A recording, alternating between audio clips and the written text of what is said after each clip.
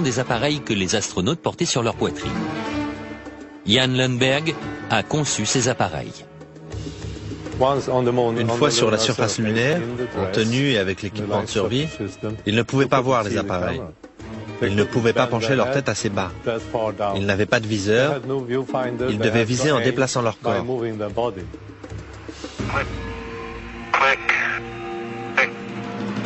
Si les appareils étaient si difficiles à manipuler, comment des milliers de photos ont-elles pu être prises avec une clarté cristalline et un cadrage précis? En apparence, ces photos prises sur la Lune sont absolument parfaites. Mais en les examinant de plus près, Kaysing a fini par découvrir certains défauts. Des erreurs malheureuses ont été commises qu'aujourd'hui on commence à découvrir. Principal problème, l'éclairage.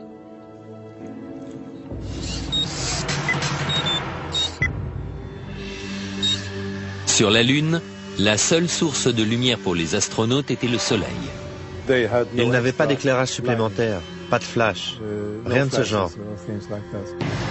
Et pourtant, dans cette photo prise par Apollo 14, les ombres sont projetées dans des directions différentes, suggérant plusieurs sources de lumière. Les ombres des rochers au premier plan auraient dû s'étendre d'est en ouest, comme l'ombre du Lemme. Dans cette photo prise par Apollo 17, les ombres s'étendent aussi dans des directions différentes. Normalement, dans la lumière du soleil, les ombres sont toujours parallèles les unes aux autres. Elles ne se coupent jamais.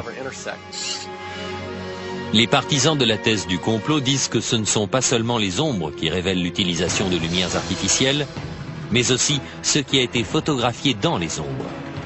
Prenons un exemple. Voici un astronaute qui descend dans l'ombre imposante du module lunaire. Et pourtant, son corps entier est toujours visible.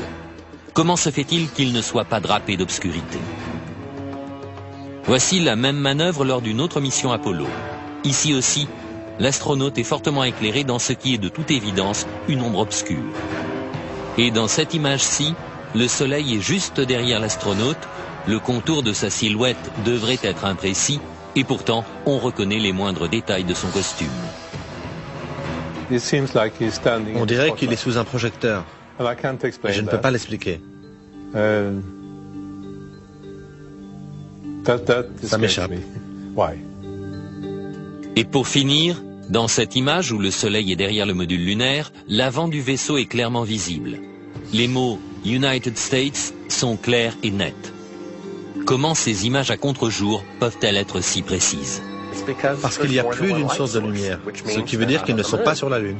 Mais la NASA réfute tous ces arguments. On conteste beaucoup l'authenticité des photos prises par Apollo.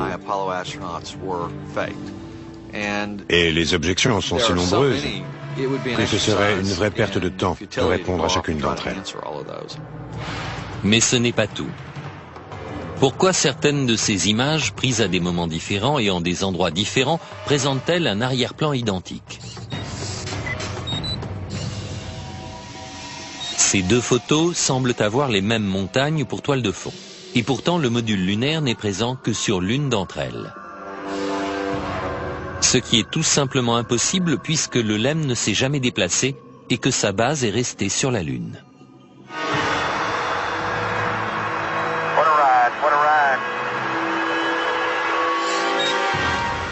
Certains pensent que la même toile de fond a été utilisée pour prendre deux photos tout à fait indépendantes. Les mêmes incohérences apparaissent dans la vidéo. La meilleure preuve, ce sont les anomalies picturales dans les photographies du voyage sur la Lune. Dans l'une des photos d'Apollo 16, on a la même vue de la même colline à 2 jours d'intervalle.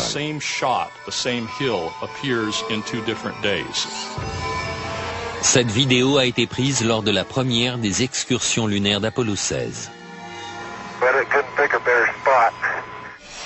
Et celle-ci, le jour suivant, à un autre endroit. La NASA prétend que le deuxième site était à 4 km. Mais si l'on superpose les deux vidéos, les sites se révèlent identiques.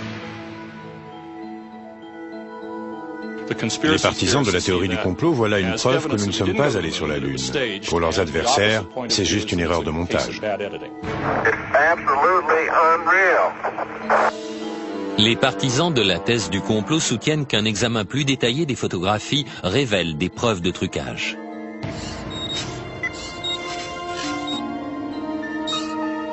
Des croix étaient gravées dans les appareils photo,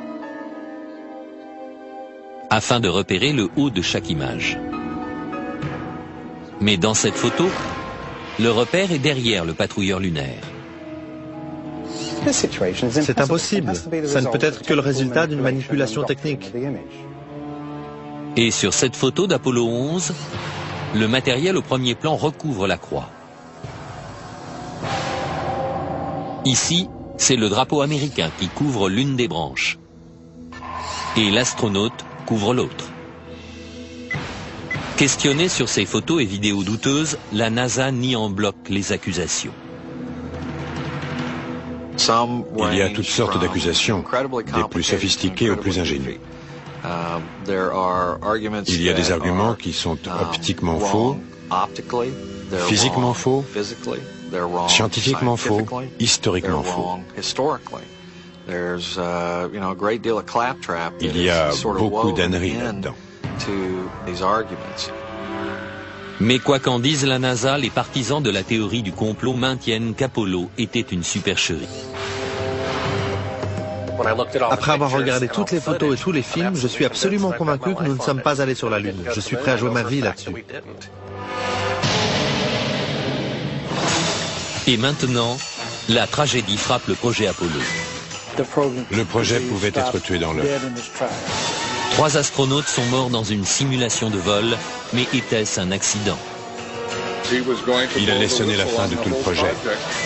Les astronautes pouvaient-ils survivre à un voyage à travers l'espace interplanétaire? Avant même d'être à mi-chemin de la Lune, ils auraient reçu une dose de radiation mortelle.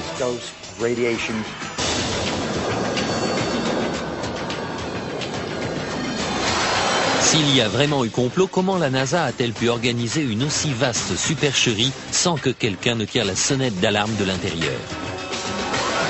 Virgil Grissom, dit Gus, fut sélectionné pour faire partie des 7 premiers astronautes.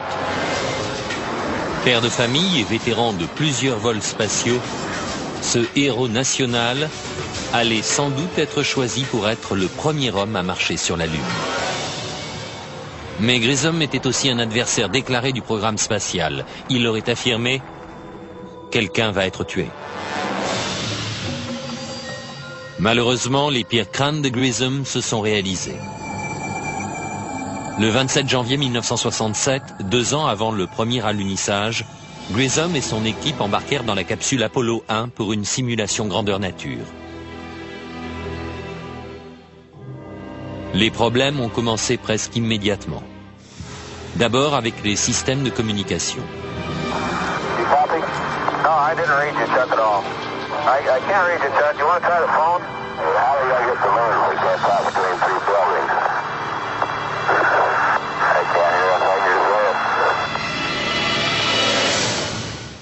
Tout d'un coup, la capsule s'enflamme avec les astronautes enfermés à l'intérieur.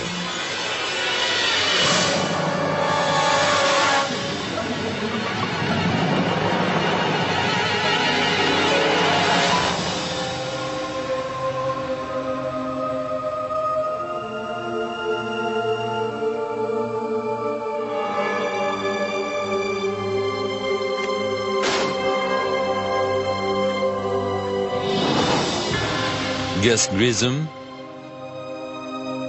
Ed White et Roger Chaffee ont perdu la vie avant même de quitter la rampe de lancement.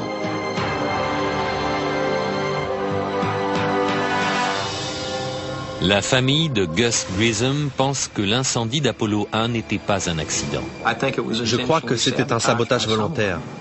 Je me demande encore ce qu'on a découvert au cours de l'enquête sur l'accident et ce qu'on en a fait, si la CIA était impliquée ou le FBI ou d'autres. Mais je sais que c'était volontaire. La famille de Grissom ne sait pas qui est responsable de sa mort ni pourquoi ça s'est passé. Mais ils disent que la NASA est au courant. Vous savez, Gus a donné sa vie pour ce programme et je pense que c'est à la NASA de nous donner une réponse directe sur ce qui s'est vraiment passé. Gus Grissom et les astronautes d'Apollo 1 furent-ils les victimes d'un accident tragique Ou les a-t-on volontairement réduits au silence parce qu'ils en savaient trop ?